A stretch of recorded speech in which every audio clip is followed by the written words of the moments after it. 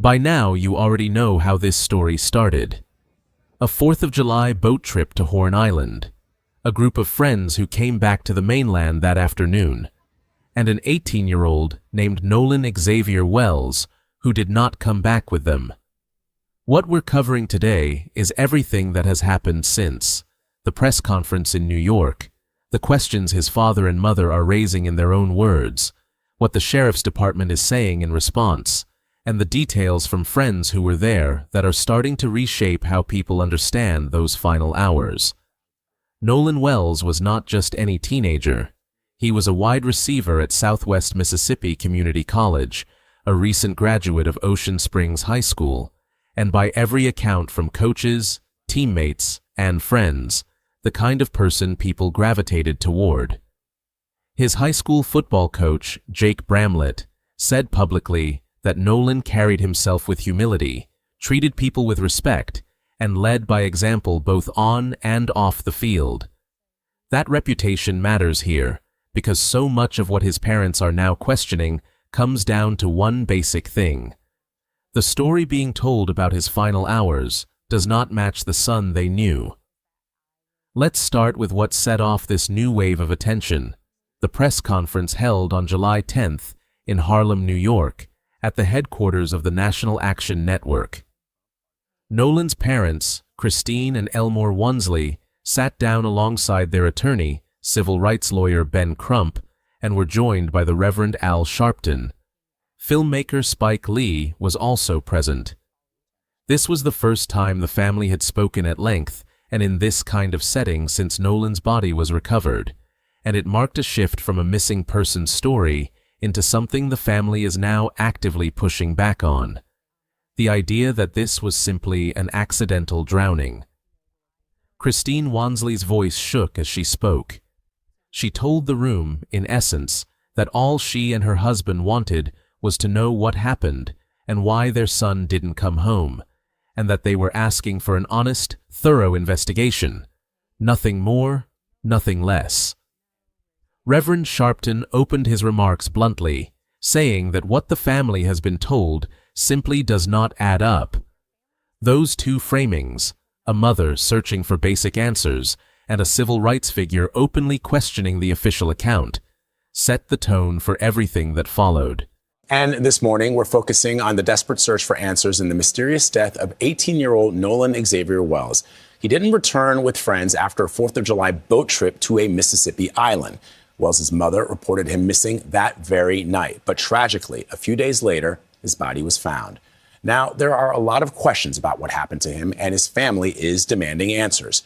Nolan's parents, Christine and Elmore Wansley, and their attorney, Ben Crump, are joining us now in studio to talk more about this. Thank you both, and Attorney Crump, for being here under these especially difficult circumstances that no parent ever wants to live through.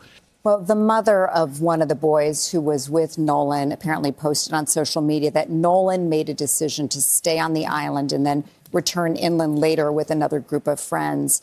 Were you made aware of that plan beforehand? Is that something that Nolan would have done or would do often? No. No, he wouldn't. Nolan was always taught to stay with the group. If you leave with me, you come back with me.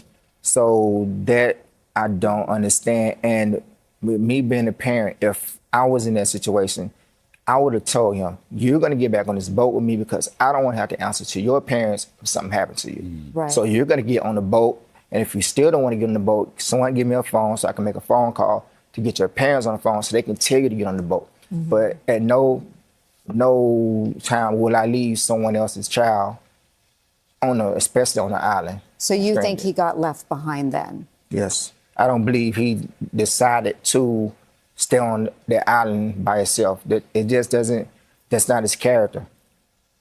Attorney Crump, you have a lot of questions about what happened, ranging from the fact that the police very quickly declared that they didn't see any evidence of foul play, but then said that they were now investigating, to the timeline, the idea of where the phone could potentially be.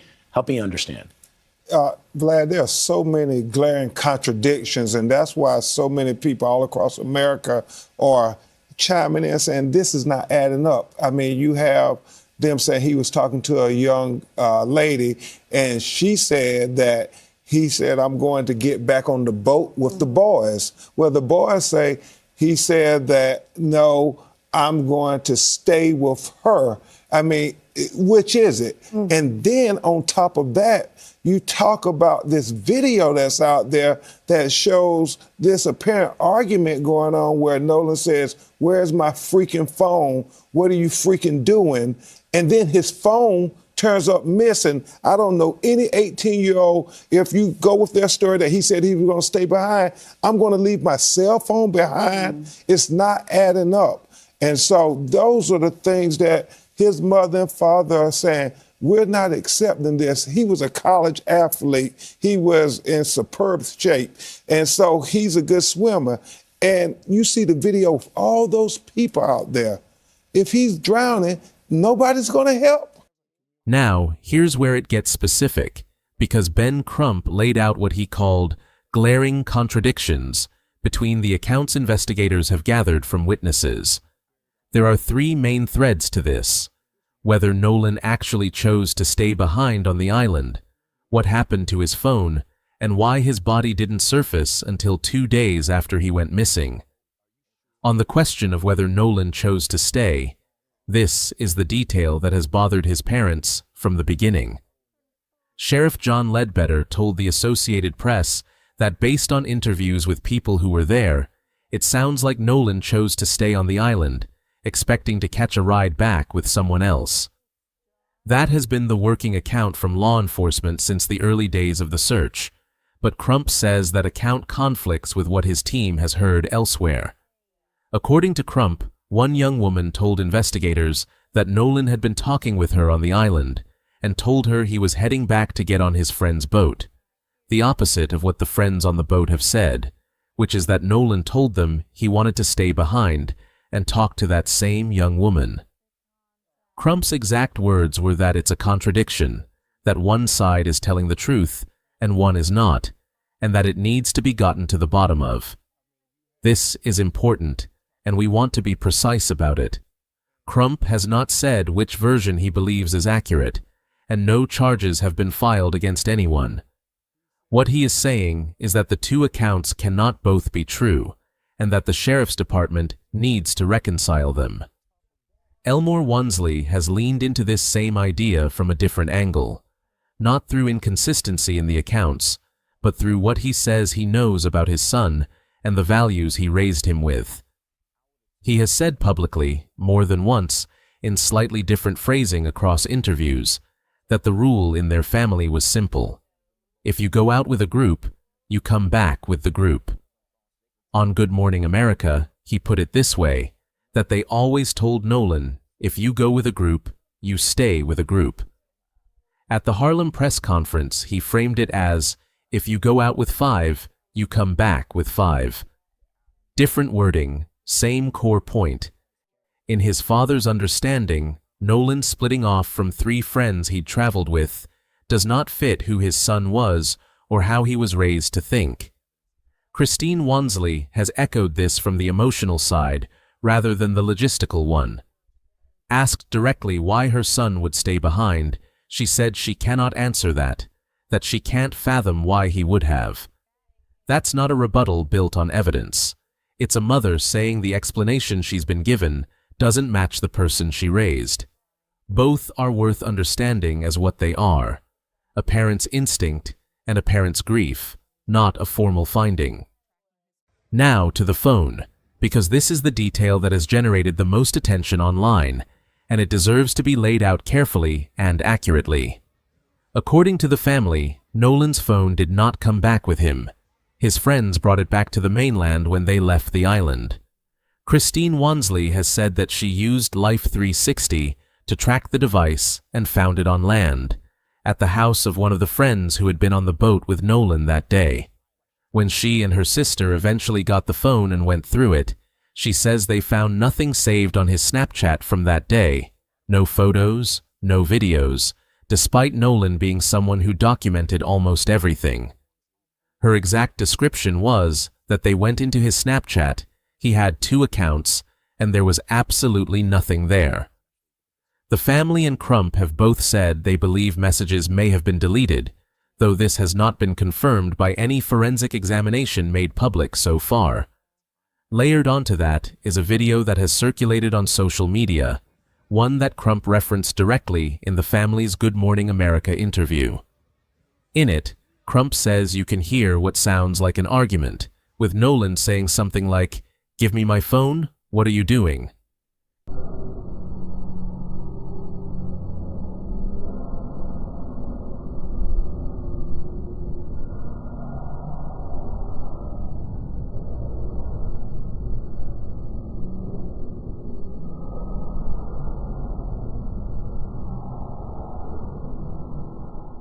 And then, according to the family's account, the phone ends up missing shortly after.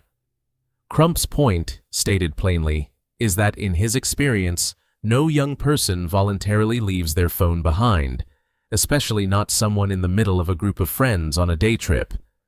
It's worth being clear here, too. Authorities have not confirmed the full context, timing, or content of that video, and Sheriff Ledbetter's office has said publicly that Nolan's phone had not yet been formally turned over to investigators as of the family's television interview. Ledbetter said it may be an important piece they haven't gotten yet.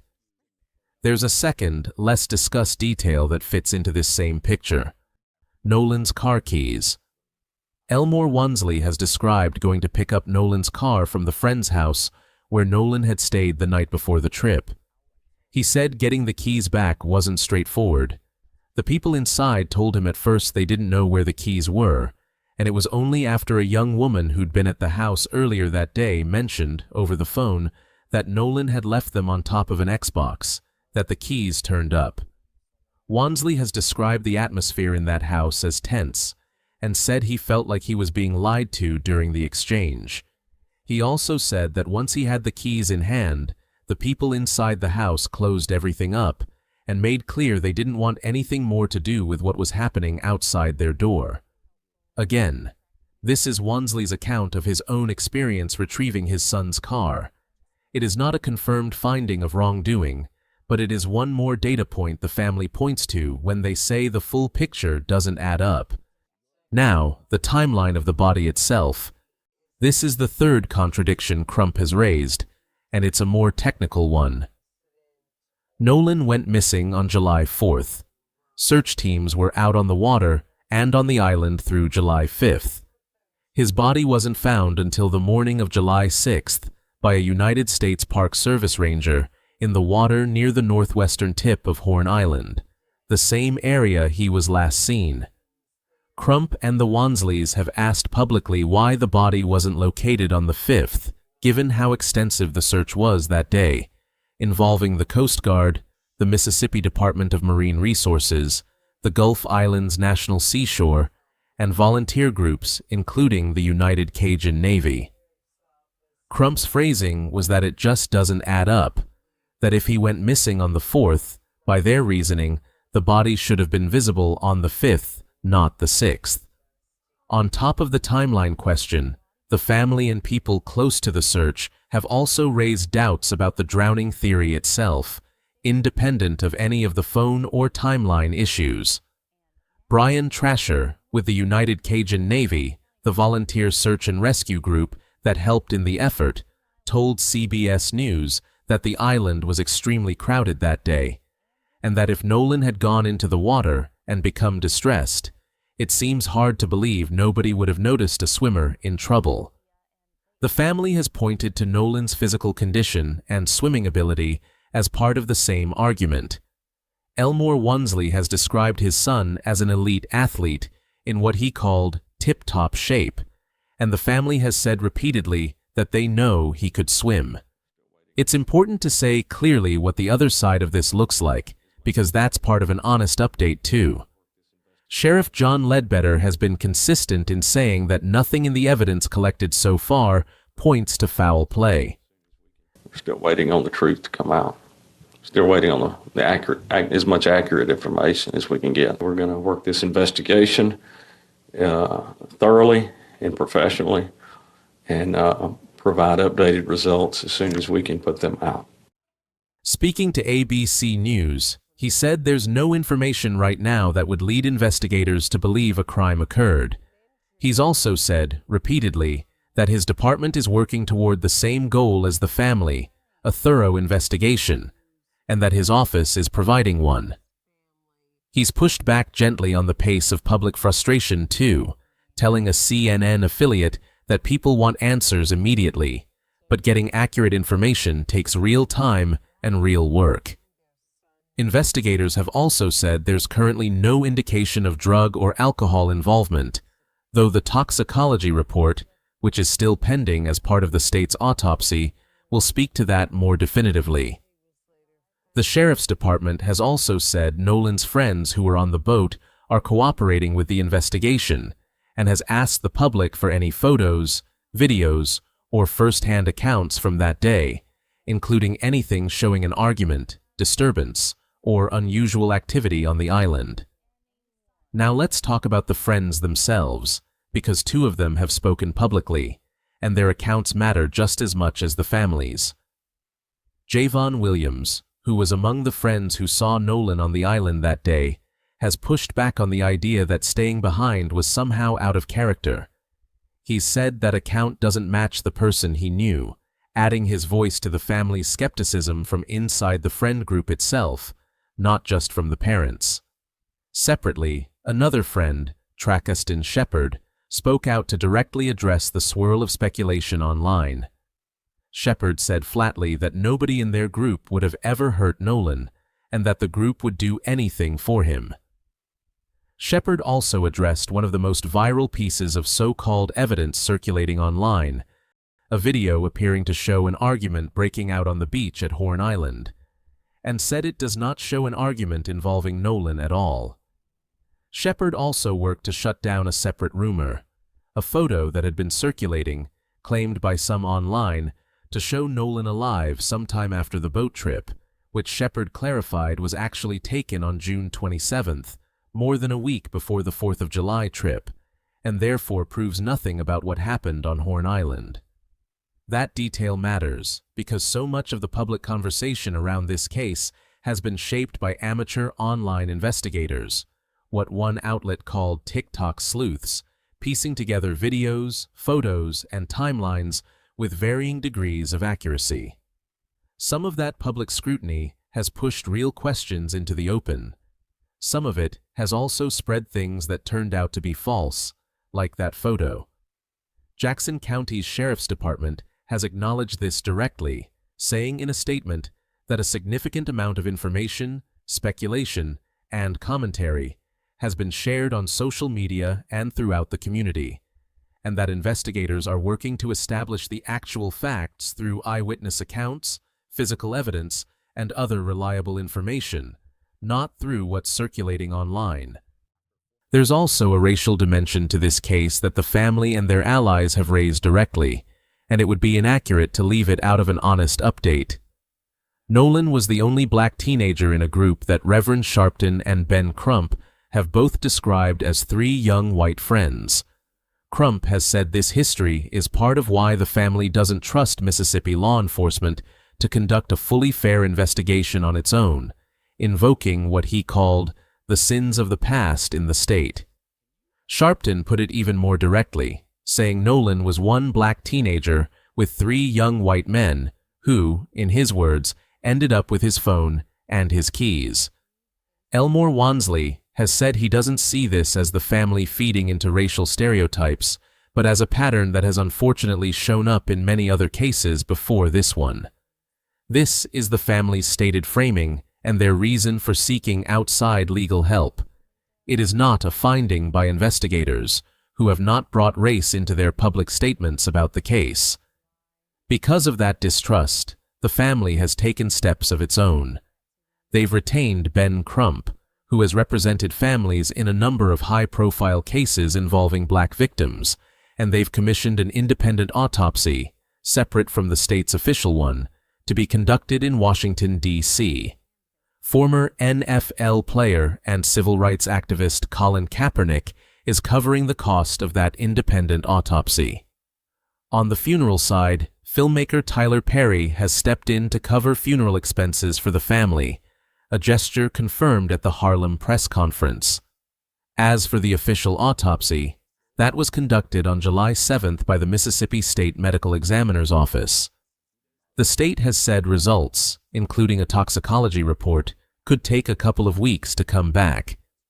The Jackson County coroner has said the same, that the office is waiting on the state medical examiner to finalize everything before any official cause of death is released.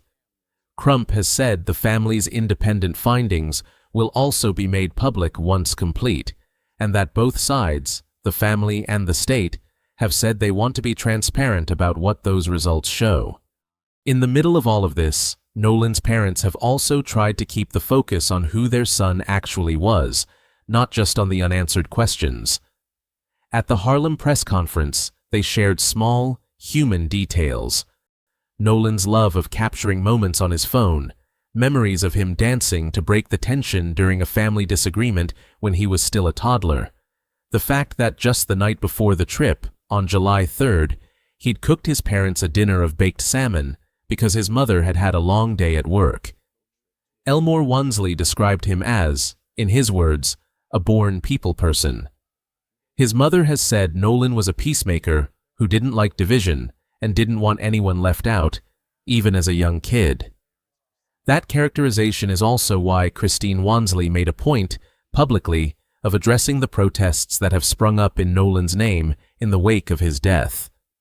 While she said she personally would discourage protesting, she made clear that if people are going to do it, they need to stay peaceful. She said Nolan was not someone who liked physical confrontation, and that honoring him means keeping things respectful, not turning to negativity or trying to look tough. That's a detail that tends to get lost in the noise of a case like this, and it's worth including because it came directly from his mother, in her own words. So, where does that leave things right now? The core facts that are actually settled are these. Nolan Wells went missing after a 4th of July boat trip to Horn Island. His friends returned without him. His body was recovered 2 days later in the water, near where he was last seen. Sheriff Ledbetter's department says all evidence gathered so far points toward a drowning, with no indication of foul play, but stresses the investigation is ongoing. Nolan's family, backed by their attorney and by public figures like Reverend Sharpton, Colin Kaepernick, Tyler Perry, and Spike Lee, do not accept that conclusion as final and have pointed to specific, named inconsistencies: the missing Snapchat content, the disputed circumstances of the phone and the keys, the delay before the body was found, and conflicting witness statements about who was with Nolan and what he said before he was last seen. 2 of his friends have spoken publicly in response, denying any wrongdoing and pushing back on some of the claims circulating online. Both the family's independent autopsy and the state's official one are still pending, and Crump has said his legal team plans to reach out formally to the other young men who were on the boat, now that they have retained their own attorneys. Nothing here has been resolved. No one has been charged with anything. What exists right now is a set of questions that 2 sides, a grieving family demanding transparency and a sheriff's department asking for patience while evidence is processed, are both trying to answer, from different starting points and, so far, without the same conclusion. It's also worth taking a step back and understanding the setting where all of this took place, because it explains why so much of this case has been difficult to pin down in the first place. Horn Island is not a developed beach with lifeguards, cell towers, or a boardwalk. It's a federally protected barrier island, part of the Gulf Islands National Seashore, sitting roughly 10 miles off the Mississippi coast near Ocean Springs. There's no fresh water, no facilities, no staff, and no reliable phone signal. The only way in or out is by private boat. That's part of why, even with dozens of people on the beach that day, there's no single official record of who came and went or when. Everything investigators have had to work with is secondhand, pieced together from interviews, personal phones, and whatever footage happened to be captured by people who were there for their own reasons, not to document a case. That same isolation is part of why the search itself took the shape it did. The Jackson County Sheriff's Department set up a command post at the Lake Mars boat launch on the evening of July 4th, hours after Nolan's friend first contacted the Coast Guard and his mother separately reported him missing around midnight. From there, the search grew quickly. The Gulf Islands National Seashore, the National Park Service, the U.S. Coast Guard, the Mississippi Department of Marine Resources, the Mississippi Department of Wildlife, Fisheries and Parks, the Biloxi Fire Department, the Harrison County Sheriff's Office, and Jackson County Fire Service were all involved at different points, alongside the volunteer-run United Cajun Navy. Elmore Wonsley didn't wait on the sidelines either. He went out on the water himself the morning of July 5th with Nolan's football coach searching on their own, and came back with nothing. It was the following morning, July 6th, when a U.S. Park Service ranger found the body in the water off the island's northwestern tip. From there, the identification process moved fast, but carefully. Nolan's family was asked to come to the boat launch, where they were met by Sheriff Ledbetter and Jackson County Coroner Bruce Lind, then taken to the coroner's office in Pascagoula to identify the body. Lind told a local station he had no reason to believe it wasn't Nolan, but wanted to hold off on anything official until DNA results came back. Dental records were ultimately what confirmed the identification. Christine Wonsley confirmed her son's death on social media shortly afterward, and within a couple of hours the family had already retained Ben Crump, signaling early on that they intended to push for more than the standard local investigation.